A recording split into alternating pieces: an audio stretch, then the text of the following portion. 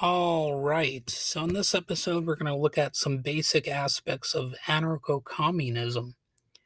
A key feature of anarcho-communism is the rejection of the concept of private property while accepting the concept of personal possession. For example, you can claim your toothbrush, but should not be able to claim sole ownership over a toothbrush factory. It is argued that in a classless society, no one will have the right to private property used to exploit others for exploitation and disproportionate personal gain. So you might ask, okay, what makes anarcho communism different from, say, Marxist communism? That would be a fair question.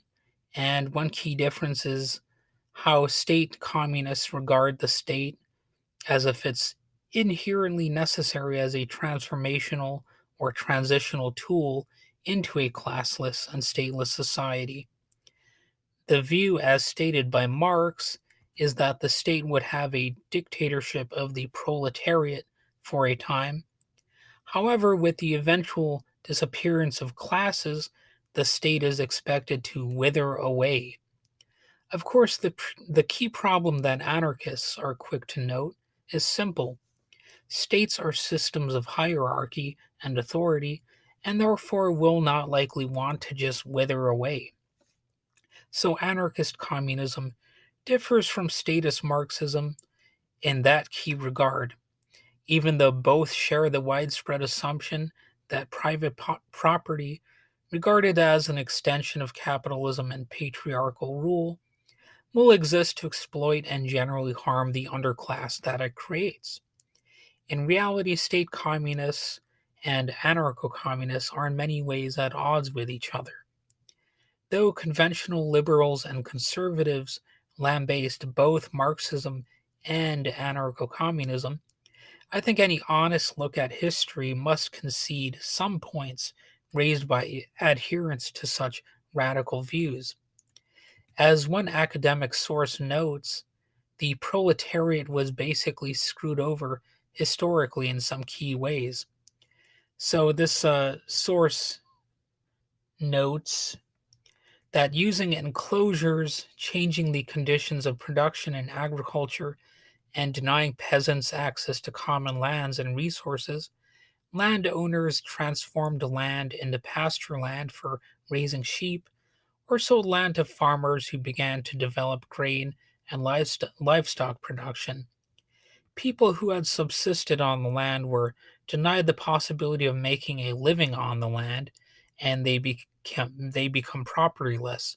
Population growth was also considerable, and in some areas, forced labor, that is, slavery, indentured servants, etc., was used.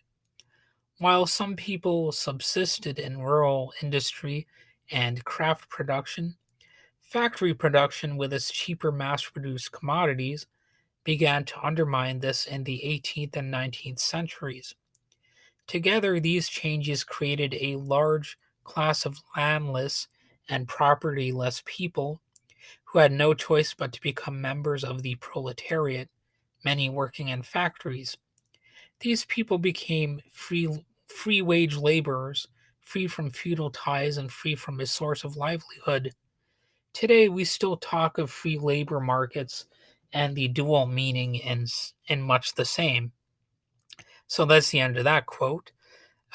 Anyway, anarcho communism has strong links with ecology, having been formed through a growing disillusionment with and opposition to the Industrial Revolution. That being said, anarcho communists are not necessarily against all modern industrial activity, even if their views may easily lend themselves to what could be called anarcho primitivism. One might also call ecological anarchism a sort of gentle anarchy, and certainly some anarcho communists and eco anarchists are also pacifists. At the same time, anarcho communism is perhaps also compatible with anarcho syndicalism, which rejects centralized corporate, national, or international planning, which they call officialism, and supports industrial revolutionary union based action on a voluntary basis. Anarcho communism has arisen in a number of countries, and as Wikipedia explains, the best known examples of anarcho communist societies are the anarchist territories of the Makhnovshchina during the Russian Revolution. Sorry, I butchered that. I don't really speak Russian.